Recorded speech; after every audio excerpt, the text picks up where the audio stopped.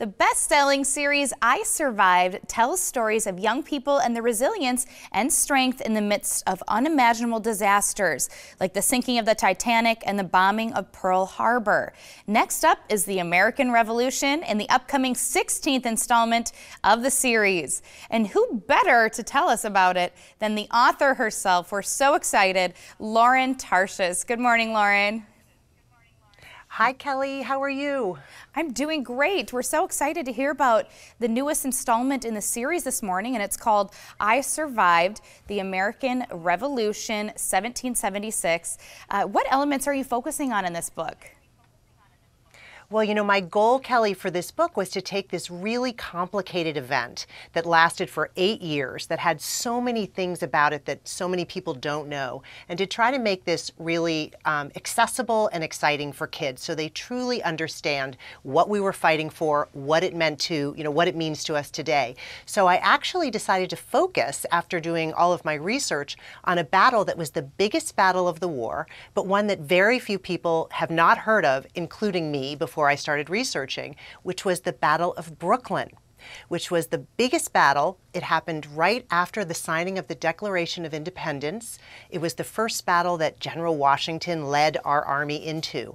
And it was a complete disaster, but the American army lived on. And so to me, it represents so many of those great themes of resilience that you can see all through the American Revolution. Now, I got to tell you, I was researching the book, and we got it yesterday in our office, and I had not heard of that either, so I'm actually excited to read this book myself. Yeah. Well, and I wanted to tell you that actually I'm so excited to be talking to people from Omaha in Nebraska, because the book that's coming out in a few weeks after my Revolutionary War book is about the children's blizzard of 1888. Oh, yes. So that research journey took me all through your area, and so many of the most incredible survival stories that I came up with, that I learned about while I was researching this event, were from Nebraska. Oh, very cool. We'll definitely have to check that one out. Now, with that, what goes into researching these stories? And did you visit Nebraska when you were doing your research? Well, I actually focused on, I was in Minnesota and all across South Dakota. So I unfortunately did not get to Nebraska, but you from there. But what goes into researching these books, they look like these, these short paperbacks, but each one is an enormous undertaking. For the American Revolution book, I actually took an entire year to write that book. I traveled to battlefields, I talked to historians, I read about 30 books, I lost count after a while, studied maps, went to museums.